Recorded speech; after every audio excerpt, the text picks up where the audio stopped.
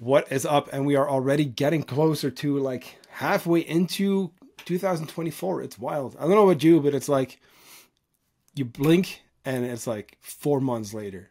you know, it's wild. It's been a very exciting year. The app is being developed. I can't wait to share this with you. That's all I'm gonna say about it for now. But anyway, let's dive into today's Q&A. It's a mindset focused Q&A, just kind of like setting our participants up for, hey, the road ahead. Because let's be honest, we could talk about nutrition, we could talk about fitness, but the real work is the mindset stuff. It's asking yourself the questions that we kind of want to avoid. We much rather kind of push that stuff back. That's the kind of stuff we get into in this call. So enjoy, and I'll talk to you next week again with the second and last bit of our Q&A series of Momentum March. And then we'll probably just keep the Q&As going, probably via Instagram or something like that. But I like this kind of, setting. So I'm going to do my best to keep the Q&As up. I'll talk to you soon. Yes, we're going for our replay people. So I was just saying mindset is one of those big components that really, it's a true foundation of everything that we do. If we do not take care of our mindset, like we're not going to be able to create the results. By the way, I just had a psychologist on my podcast. The episode will be up in 2 days, so on Monday. And Dr. Casey Joe, she's been, awesome. First of all, teaching me a lot about the mindset side of things. I did a certification with her, going to do a part 2 with her later this year. But we're going to talk about anything from, growth mindset to like self-sabotage and kind of like a few tools even for dealing with mindset, struggles basically. So I'm very excited to share that one with you. That's going to be up on Monday. But long story short, if we don't tackle that mindset piece, like we're not going to be able to create the results. And we talk about this in a podcast too. It's like if you think about it, you already know how to eat healthy. You kind of know the fruits and vegetables, and you should probably lift weights and drink some water and sleep. The list goes on. You know that stuff, right? The practices that we kind of know we should be practicing anyway. Yet we have a hard time sticking to it. We have a hard time kind of, giving ourselves too much shit, maybe, if we're not being perfect. We see it with Easter now, guys. Like we've talked about this going into this, but it's like, hey, like going into Easter, what do we want to get out of it, right? What is on track going to mean for us? And it doesn't have to be planning all of your meals, tracking all of your meals, weighing everything, weighing yourself, being on track during these kind of weeks can look much different. Remember that 80-20 principle that we always talk about? Same kind of thing goes here. If you cover like 80% of your year, that 20%, let's call it the holidays, the birthdays, whatever, that's not going to be the issue. Make sense? So let me fill up my cup of coffee. I'm just going to take you guys with me. And then we are going to dive into the questions because we had a lot of really good ones. And I think that mindset piece is going to require most work from you guys. So I want you to know already, like I'm going to be answering questions, but it's going to take time for you to actually start practicing those things, for you to actually start seeing those mindset shifts. It can take weeks, months, years, right? I think years is extreme, but if we really struggle, right, it's going to take a little while.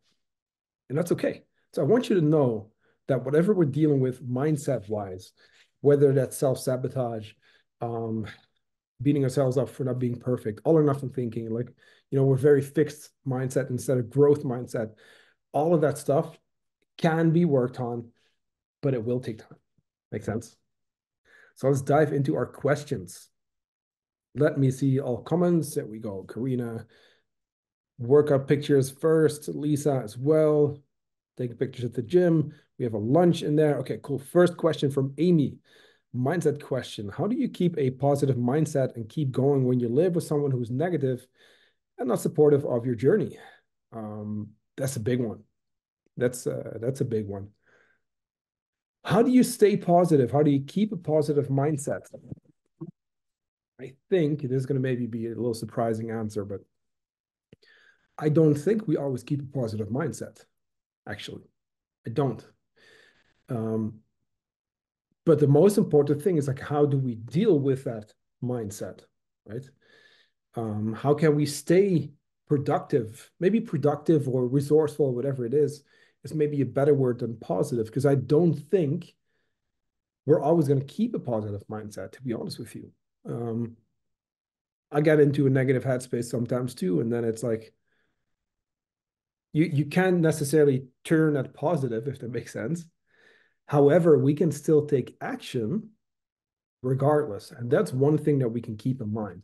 There's two things to unpack here, kind of like the positive negative thing, and then living with someone who is, the negative input in this case, and that's a big question. So first of all, thank you for sharing that. I don't think a lot of people would be sharing this.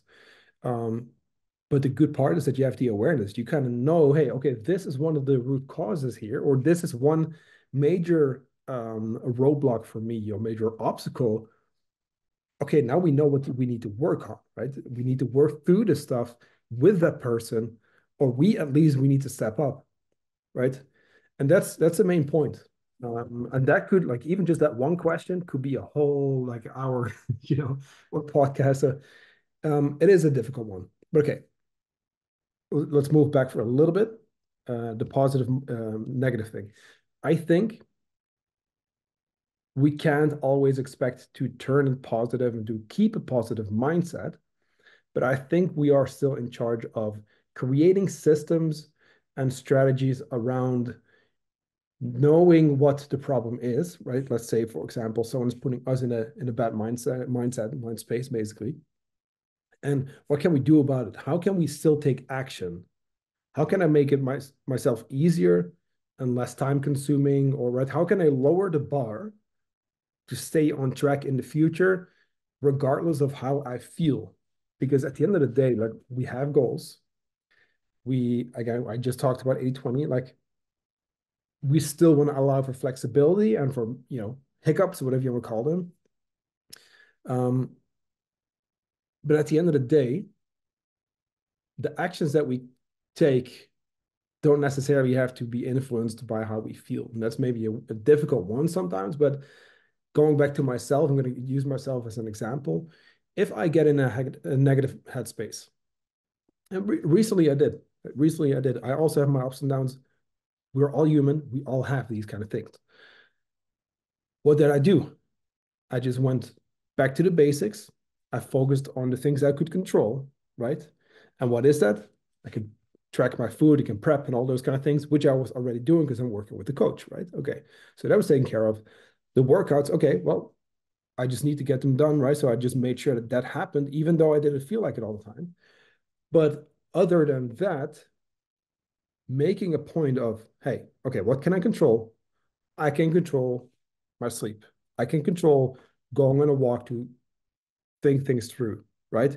I can journal, I can meditate, and the list goes on. It's not necessarily about the action specifically, but about the fact that even if we are in a negative headspace, if we can zoom out, and this is an exercise that you can do, which kind of comes from, well, both Stoicism as well as CBT, or cognitive behavioral therapy, that it's zooming out, right? Zooming out and thinking about the situation, maybe like from, like, above, and trying to see the whole picture and trying to, right, work with that. So getting into the next part, because if someone is not supportive of your journey, if someone is negative, then we need to step up. And this is hard, right? Remember, what's within your control, what's outside of your control. We cannot control that person or the fact that they support us or not. That's outside of our control, right? However, we still need to own up to the situation and say, hey, even though it's not my fault for this person to be like that, it is my problem to deal with. I need to do something about this. And that's hard. That's hard sometimes. I think as people, or as humans, we tend to blame other factors, other people, situations. We could blame life on anything and everyone, but at the end of the day, like, we still need to step up for our own health and well-being and do something about the situation. So, to your question, Amy, this is a tough one, but it's definitely one that just needs to start with a conversation, right? Because here's a big one too. Okay, so we want to make certain changes. We know a certain person is holding us back. Does that person, first of all, even fully know and understand why it's so important for us? Or did we just tell them, oh, I want to lose some weight, right? Did we really go the extra mile to explain why it's so important for us, right? And at the end of the day, like, it doesn't matter what someone else thinks about it, right? Your actions and your, right? That's literally not affected by that other person. So we do need to understand that we can still do what's required for us to be the best version of ourselves. And sadly, sometimes our family members, our partners, our friends, right, are not even going to be on board with that. And it may be because of multiple factors. That's going to be different per person. Sometimes it's jealousy, sometimes it's insecurity, people also knowing, hey, I should kind of take my health serious, but I am not. Yet you are. So I'm going to take it on and you make you feel uncomfortable. Um, yeah, and sometimes it's even like, you know, having that hard conversation and sometimes even cutting people out. And it's a tough one to address.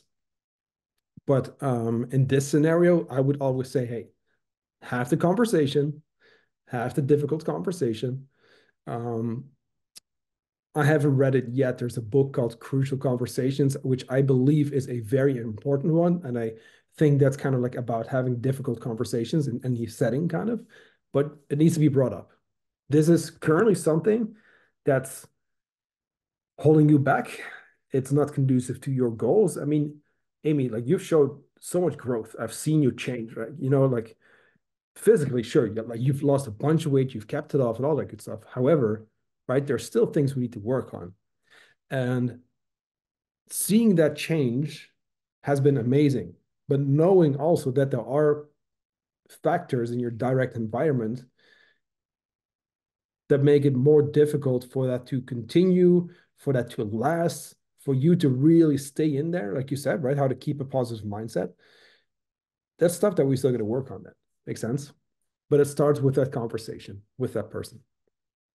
Samantha says, mindset question: due to my past diet culture mentality, I still have a tendency to feel guilty when I'm not doing things perfectly. Okay, makes sense. So feeling like I'm not working out enough or having perfect nutrition. Do you have any suggestions for getting into a better mindset when feeling like that? Um, I mean, I just mentioned zooming out. I do like that exercise here too, because here's the thing. For anyone, you know, listening, watching, so Samantha worked with us last year. She lost a bunch of weight, actually kept it off, and we had her just eat more and more and more, and she kept dropping in the beginning. We eventually moved into a fat loss phase, but the biggest growth there was mindset related. But now you see, because the reason I'm bringing this up, now you see that Samantha, who's lost a bunch of weight, who's now able to do her nutrition on her own, right? Because she's not been with us in like a coaching setting for a little while, yet she still kept the weight off. She's now cutting as well. She's still working on this stuff. But you see that, hey, even though she's shown so much growth, right? Both physical, but also mental, there are still things kind of eating at you. And I think about it this way. If you've been dieting for a long time, you've always tried to kind of, sometimes maybe punish yourself with cardio or doing all these crazy diets. If that's going on for a long, long time, it takes a long time also to kind of like fix that first. I have some clients who come to me after decades of trying just about every diet under the sun, and they're like, all their focus for 20, 30 years has been seeing that weight go down, with the strict diets and with those kind of things. So of course, it's difficult long term to kind of really go through. But for to Samantha's question, so um, first of all, great that you're still working on this, right? But zooming out again, big picture, like, let's step aside for a little bit and just top down, like, look at like the last year and a half. You and me started coaching almost exactly, I think I want to say exactly a year ago. But think about like the half year before coaching, then how much you've achieved through coaching, and then also afterwards, right? Because there was a long time together, but then also again afterwards. where you've continued to work and we've stayed in touch and you're still going after it. Big picture, right? Big picture. Does the, just objectively speaking, right? Does the one missed workout or the unhealthy food, right? Processed food, whatever you want to call it. The one day where we overeat, whatever it is, right? The week where we undersleep, the moments where we're very stressed, whatever it is, we don't eat enough fruits and veggies. The imperfect days are always going to be there. That is life, and it will not be perfect, right? That's not all or nothing. Like all is also unsustainable because it's not realistic. Nothing, of course, doesn't get us anywhere. But zooming out and seeing like how many changes you've already created, how well you've done most of the time, puts you kind of like in a better perspective and shows you that, hey, you know what? Like you've actually been killing it. But maybe you're not used to kind of giving yourself that credit either. So this is something to journal on, to meditate on, um, also to really try to see the situation just objectively, zooming out and like really thinking like, hey, but will this make or break my results? And it's never that one meal. It's never that one day. Like no one loses all the weight in one day. No one gains all the weight in one day. We don't get fit from one workout and we don't, lose all our gains by missing one workout. And we could keep going.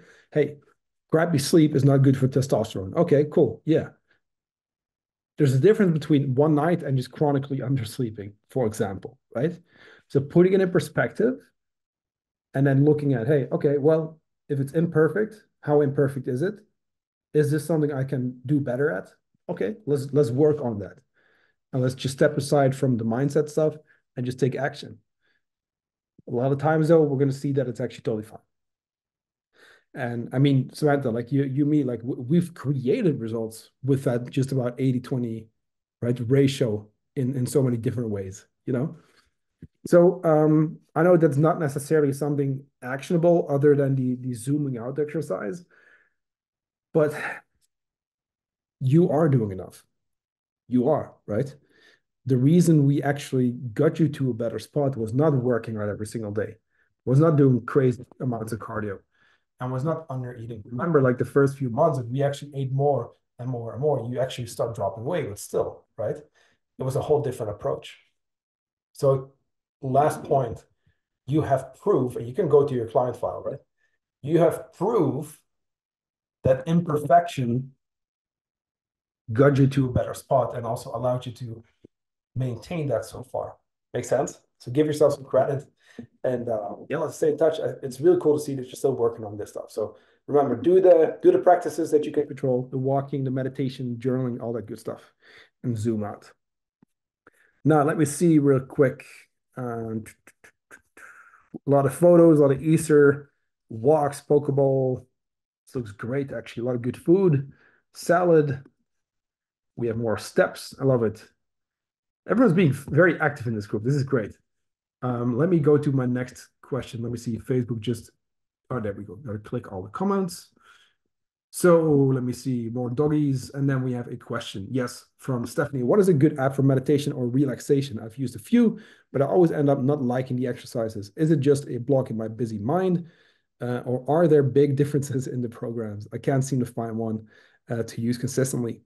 I mean, at the end of the day, there's going to be different ones. I'm going to give you the one that I think that's my favorite. And then I'm going to give you what I currently do. But let me tell you this, nothing will get you to be consistent other than you. And it's us taking the actions, us actually sitting down, because you know what it is? We're not used to sitting with our thoughts. We're not used to slowing down.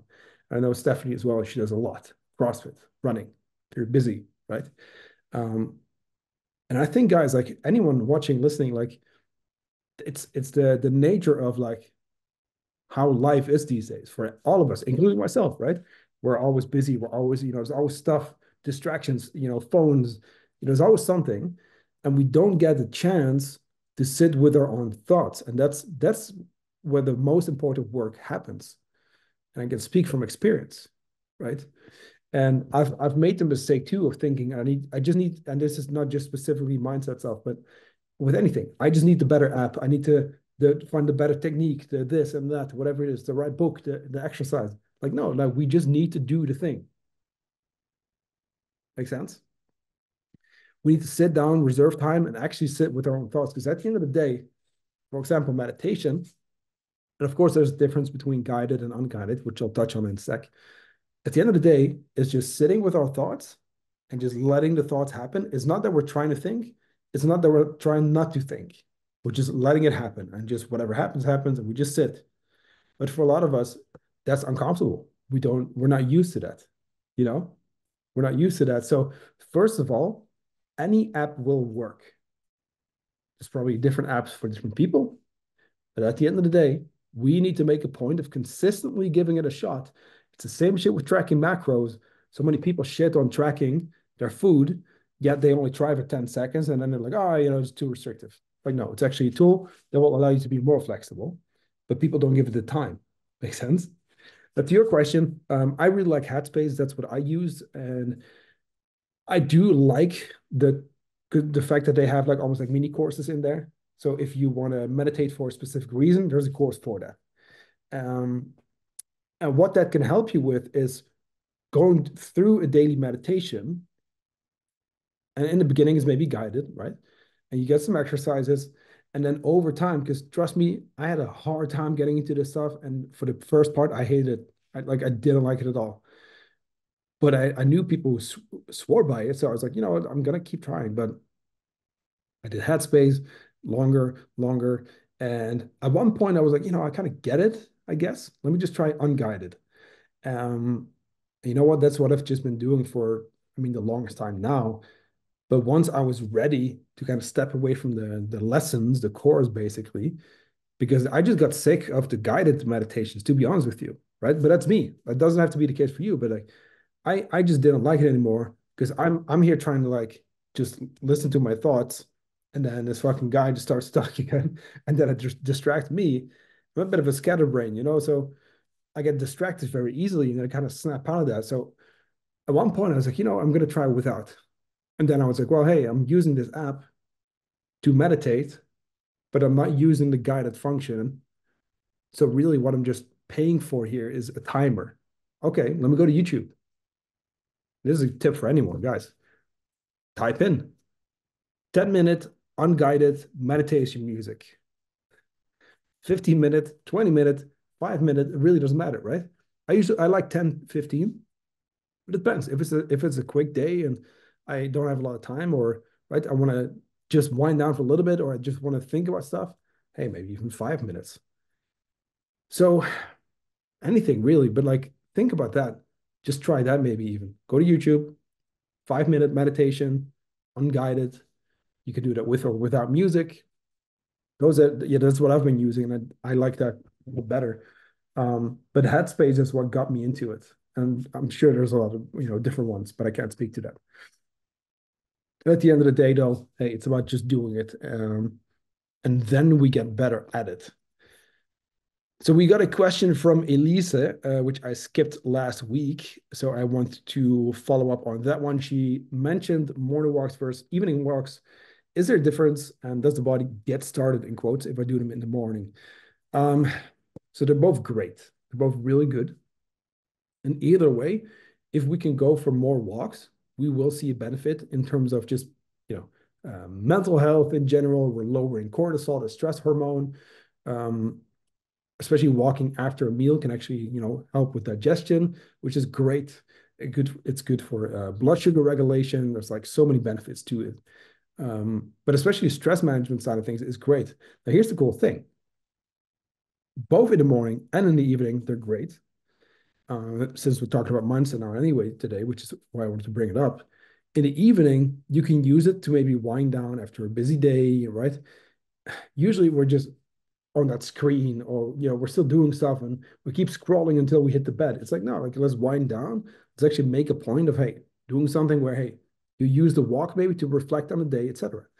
If you do it in the morning, just as great. The additional benefit would be getting daylight early in the morning, because that supports your melatonin production in the evening. So it supports your circadian rhythm, your sleep cycle.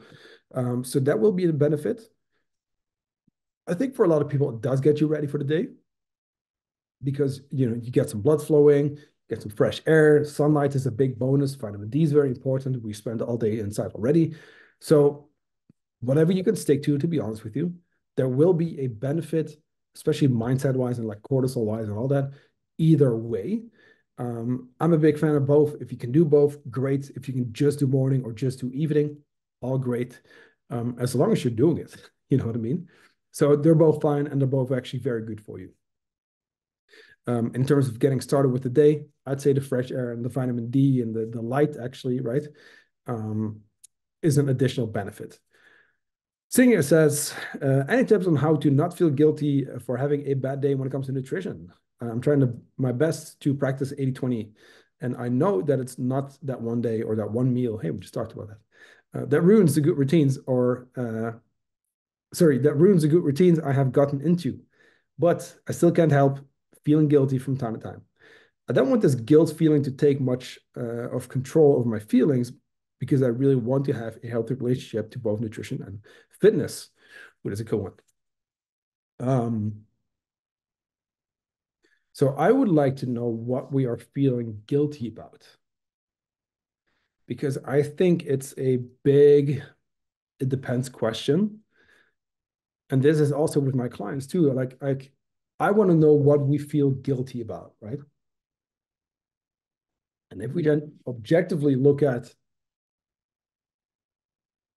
what the situation kind of looks like, and maybe which actions we can practice to deal with that. Because again, I'm really thinking out loud here because it is a tricky question. I would like to know like what we're feeling guilty about. Because you mentioned a bad day, and I could mean anything, right? But I did already just say it, and you kind of brought it up yourself too. It's never the one day, it's never that one meal. So what are the expectations? I like to speak to expectations a lot with my clients. It's like, hey, do we expect things to be perfect? Do we, for example, Easter, right? If you are stressed about Easter and you're just coming from like weighing your food and those kind of things and meal prepping and all that good stuff, which all are great things, by the way. You're just coming from that, and now you're going away with the family, and maybe there is a little bit more chocolate, and you're having different meals. And yes, maybe there's less protein, and maybe you don't have the opportunity to get a workout in, whatever it may be. If people feel guilty or stressed around that, I always want to know, first of all, what are your expectations going into this? Because we know going into this that it's going to be a different scenario. To your question, what's the setting? What's the specific thing we feel guilty about? And what do we expect from those situations? Is it realistic, yes or no? A lot of times it's not. And I think the best thing we can do, this goes back to meditation, goes back to journaling, is to reflect on these feelings instead of just feeling them. Um, of course, we don't have to act on those feelings either, right? They can just be there. But acknowledging those feelings and just trying to understand why I feel like that. So again, self-reflection, super key. We just talked about the evening walk. Hey, maybe we can reflect on something. Maybe today I had a moment where I overate, whatever it is. I felt guilty. Okay, now let me think about that stuff. Because that's a big one too. A lot of times people tend to be like, oh, just try again. But there's another week or another Monday or tomorrow's another day. And that is true. But we never learn if we really, if we avoid like really sitting with it. That makes sense. Um, so reflection would be my main thing here to kind of think on and talking yourself through that situation, being like, hey, is it really something you feel guilty about? Why do I feel guilty about it? What is it specifically? What are my expectations going into it? And then maybe taking it from there. Bit vague maybe, but it's also, difficult if I don't know the full, like, specific setting here. Because again, a bad day, right, could be anything. Could be under eating, could be overeating, it could be, right? What does it mean specifically? Question for mindset from Johanna. How to stop feeling like a failure when you feel something you did before? Look at the root cause. Look why it's happening. Because if it's happened before, then there's a pattern. What's causing that pattern? And guess what? There's always an action we can take to interrupt that pattern. Because here's the thing, if it becomes predictable at some point, okay, and I'm just fully just kind of like, painting a picture here. Okay, I know that, Wednesday evening, usually blah, blah, blah, right? Okay, what is that thing? And what can we do maybe before that Wednesday evening hits to set ourselves up for success? Because that's the thing. This is where we don't look at the root cause, but we only focus on the thing that's happening, right? So first of all, what is happening? Second, why is it happening? Is that a certain thought? Is it a certain, hey, by the way, maybe it's a lack of planning, lack of clarity. A lot of people tend to not hit their nutrition because they simply don't plan. It's like, oh yeah, but I'm so busy. Yeah, that's okay. But then we're going to use a moment in the week where we're maybe less busy to look at our busy schedule and make that easier to deal with. Oh yeah, Wednesday evening, I usually don't have any time between this and that. Okay, cool. Sure. Between work and the gym. Okay. That means that before Wednesday hits, we need to be proactive and get something so that it's ready. Then we're going to take it with us or. So I always want to see what the root cause is and I figure it out from there so you can break that pattern. Make sense? Ingrid says, question, I tend to have a mindset that once it's all or nothing. Seems like a common theme here. So that indicates me wanting to work out many times per week, eat healthy, and be very strict with my diet. However, after having kids, my routine often gets sabotaged by sick kids, etc. After these breaks, I struggle to get back on track. I know that I need to change my expectations and goals and do less now, but it's hard to settle with a new routine that's not similar to what I used to have, if that makes sense. Yeah, it makes sense. You had kids and before you didn't have kids. Just something that we need to kind of work with. I still think people also need to understand that life changes. You can have kids, life changes. I've had this conversation with people where they keep talking about, they're in their 50s or, plus, for example, and they keep talking about how they used to be able to do this and that in their 20s. It's like, hey, yeah, okay, cool, but we're not there anymore. That doesn't mean that we can't be fit, but we now have, right? You now have a job, you have kids, etc. To where, hey, before you were in your 20s, you were able to do this and that, right? We first need to understand that this goes back to, again, what's within your control, what's outside of your control. In a way, because we chose to have kids, okay. That means that we now need to also set up our life so that we can still take care of ourselves while being there for the kids and make it work anyway. Because this is another one. Like, it's like we just need to work with the cards that were dealt in a way. You know what I mean? Even if we're the people dealing those cards, even if that makes sense. It's like, hey, okay, this is a situation. I don't care how busy you are. I don't care how stressed you are. And I'm speaking generally, right? Not specifically to you. I don't care how, right? Whatever it is, whatever we struggle with, those aren't excuses or those are not necessarily roadblocks, but they are reasons to try to make it work anyway. Because I get this a lot. It's like, hey, but I have kids. I'm busy. It's like, yeah, okay, makes sense. So let's now talk about how we can make it work with your current schedule, with your busyness. Make sense? Because if you think about it, I mean, I don't have kids, but you do, so you understand this better than I do. But there's a massive difference between having kids and not having kids. So of course you're going to have a different schedule. Of course you're going to have different responsibilities. But here's the thing too. You could get great results by working out 3 times a week or 4. You can get great results by just focusing on the very basics with nutrition. So this is where also where you're at in your journey, what changes do we want to make? You can get really far with very basic strategies. So what I just want to know is okay, what can we adhere to? Can we figure that out? Because I mean, routines being sabotaged by sick kids. Yeah, it does happen. It is frustrating, of course. But okay, what can we do instead? If we get sick, okay, can we maybe go for a walk instead? Maybe get some movement in still. Can we at least control what we can control, which is our food, which is those kind of things, for example, and then just get back to it once we feel better, right? Um, so I hope that helps. Let me see real quick. Expectations, goals, do less now, but it's hard to settle with a new routine that's not similar. Yeah, I mean, again, like routines are going to change, right? And then we have to find a new routine based on what works currently for you and life.